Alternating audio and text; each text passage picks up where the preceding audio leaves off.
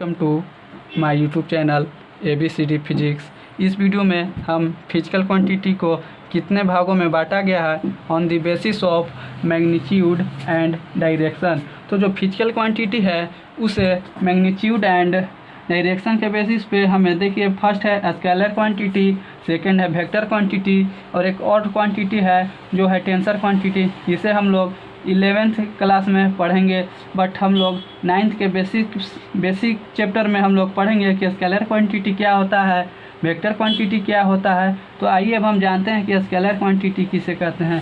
Scalar quantity वैसे physical quantity को कहते हैं जिसके पास केवल मैग्नीट्यूड हो बट डायरेक्शन नहीं हो, तो उसे हम लोग स्केलर क्वांटिटी कहते हैं। जैसे example length, area, volume, distance, speed etc।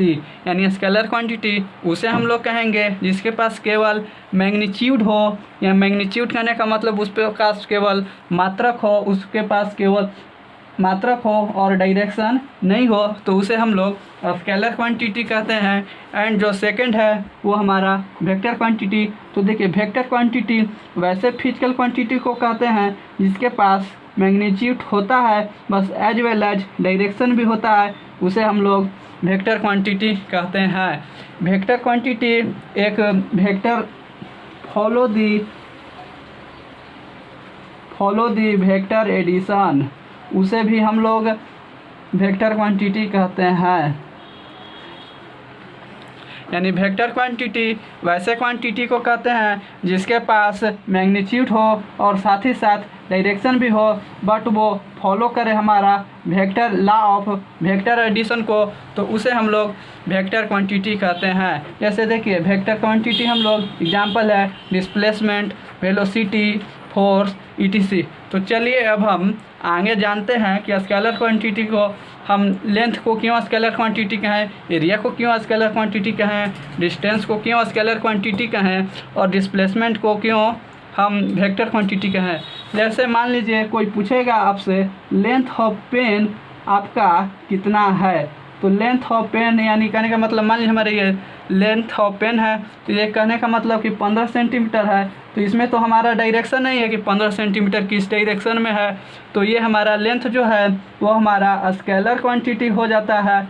मान लीजिए हमें एरिया ही पूछता है कि एरिया ऑफ हमारा कॉपी कितना है, तो मान लीजिए इसका 220 सेंटीमीटर स्क्वायर है, तो ये भी कौन सा डायरेक्शन में कितना है, तो ये तो हमें स्पेसिफाई पूरा नहीं हो रहा है, इसीलिए हम लोग एरिया को भी स्केलर क्वांटिटी में ही कहते हैं। अब देखिए डिस्टेंस, जैसे हम कहते हैं कि हमारे घर से हमारा स्कूल की दूरी कितना है, तो मान लीजिए आप कहिएगा कि हमारे घर से लेकर स्कूल की दूरी 5 किलोमीटर है, तो इसमें ये हमारा हो गया स्केलर क्वांटिटी ही। लेकिन जब उससे पूछा जाए कि बताइएगा आपकी होम से आपका स्कूल कितना किलोमीटर दूर है, तो बोलिएगा कि 5 किलोमीटर टू ईस्ट, तो इसमें हमें ईस्ट क्या है, डायरेक्शन है। तो जब आप बताइएगा कि हमें 5 किलोमीटर जो है स्कूल ईस्ट की ओर है हमारे घर से लेकर स्कूल, तो ये हो गया हमारा डिस्प्लेसमेंट। तो डिस्प्लेसमेंट हो गया, तो इसलिए हम लोग डिस्प्लेसमेंट को वेक्टर क्वांटिटी कहते हैं। तो अब हम जानिए आगे जानते हैं कुछ और उदाहरण के बारे में। मान लीजिए, चलिए कुछ और एग्जांपल के हम हेल्प से जानते हैं कि स्केलर क्वांटिटी किसे कहते हैं एंड वेक्टर क्वांटिटी किसे कहते हैं। जैसे मान लीजिए कि आप किसी कार को चला रहे हैं और आपसे कोई पूछता है कि आपके कार का स्पीड कितना है, तो आप बोलते हैं सिंपल 40 किलोमीटर पर आवर, तो वो हो जाता है स्केलर क्वांटिटी। लेकिन जब आप बताइएगा कि मेरा कार का स्पीड जो है 40 किलोमीटर पर आवर वो साउथ डायरेक्शन में है, तो ये हमारा हो जाता है वेलोसिटी, तो इसे हम लोग वेक्टर क्वांटिटी कहते हैं। यानी जब हमारा देखिए स्पीड में जब हमारा एक फिक्स डायरेक्शन लग गया तो वो हमारा वेलोसिटी हो गया। तो अतः हमें पता चलता है कि स्केलर क्वांटिटी उसे कहते हैं जिसमें केवल मैग्नीट्यूड मालूम हो, उसे हम लोग स्केलर क्वांटिटी कहते हैं। एंड वेक्टर क्वांटिटी उसे कहते हैं जिसके पास मैग्नीट्यूड के साथ साथ डायरेक्शन भी हो और वो हमें ओबे करे लॉ ऑफ वेक्टर एडिशन को, तो उसे हम लोग वेक्टर क्वांटिटी कहते हैं। तो देखिए जो हमें एक अपवाद है वेक्टर क्वांटिटी का, अपवाद है वो हमारा करेंट जो है एक्सेप्शन है। किसका? करेंट है एक्सेप्शन किसका? तो ये वेक्टर क्वांटिटी का। ये बल्कि एक टेंसर क्वांटिटी में आ जाता है। टेंसर क्वांटिटी में जैसे प्रेशर भी एक टेंसर क्वांटिटी हो जाता है। टेंसर क्वांटिटी जो है हमारा उसमें प्रेशर आ जाता है। तो चलिए अब हम कुछ और उदाहरण जानते हैं कि किसे हम लोग स्केलर क्वांटिटी कहेंगे और किसे हम लोग वेक्टर क्वांटिटी कहते हैं। तो इसका एक हम चार्ट बना देते हैं। तो देखिए हम scalar quantity and vector quantity के बहुत सारे उदाहरण को जानते हैं। इसे हम लोग आगे चैप्टर में पढ़ेंगे। देखिए स्केलर क्वांटिटी का एग्जांपल टाइम जो है scalar quantity distance, length, volume, density, temperature, speed, energy, work, power इत्यादि जो ये सब है हमारा स्केलर क्वांटिटी है। एंड वेक्टर क्वांटिटी में displacement, weight, velocity, force, momentum, acceleration बहुत सारे वेक्टर क्वांटिटी हैं।